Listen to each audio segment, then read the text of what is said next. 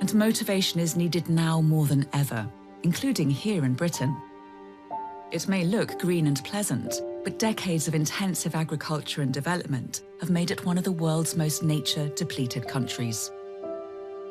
But there are some unusual havens for threatened wildlife.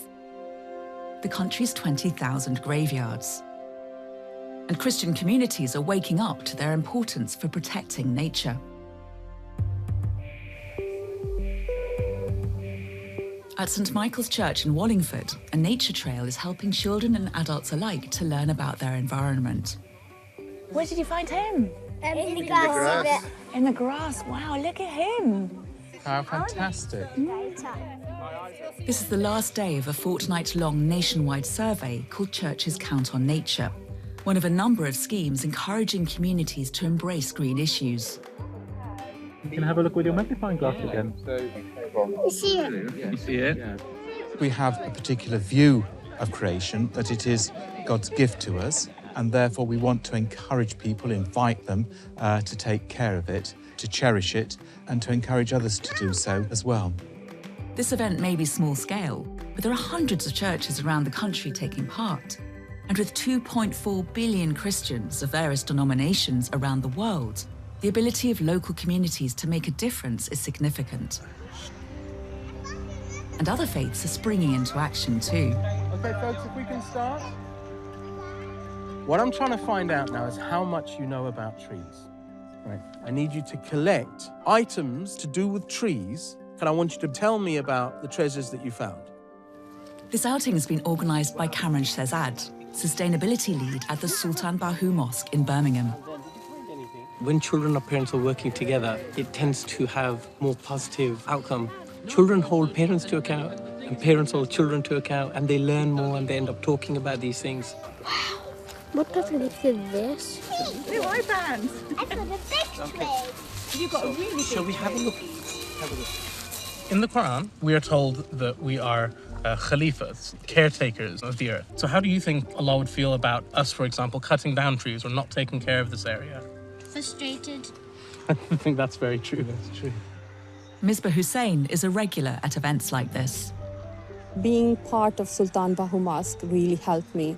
Awareness is so important, so we need to keep giving this knowledge to people, and also reminders are good for me. That's why I'm here today again. We are human beings, we are forgetful, so it's very important that we carry on doing these things for ourselves and for our kids. Reflection on humanity's relationship with the planet continues inside the Sultan Bahu Mosque, where Cameron runs a training programme for imams, informing them about the climate and nature crises and how they might respond. At the moment, climate change is the biggest threat facing the world. I want to go through a series of Quranic ayahs and some hadith of the Prophet around what is it that should instill certain sparks in our mind to think, actually, how can we do things differently? The fitrah is the natural pattern. It's the natural state. And Allah is telling us, adhere to the fitrah of Allah, which He has created, all of us, including the planet, the universe. The Quran, we believe, is inherently environmental. We believe it's a book of nature. Surah Rahman, which is a chapter in the Holy Quran, tells us, enjoy the bounties that Allah has given you. But what you take with one hand, you give back with the other. I'm hoping, if I can hear from you, what you've taken from this. As influencers in our community, you have to connect with them. And I think there's such easy wins in the Quran and the Sunnah to bring people on board. Obviously, it starts from home first, so I've got to really look at myself. 1,500 people attend prayers here each Friday, a fraction of the world's 1.9 billion Muslims. It's an opportunity to inspire behaviour change using guidance outlined in the Islamic scriptures.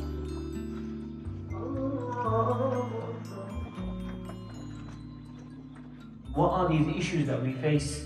This big topic of climate change. Has Islam put a system in place for us to avoid this problem?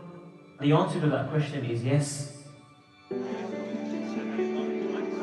Cameron has helped build an interfaith community with a common cause, caring for the environment.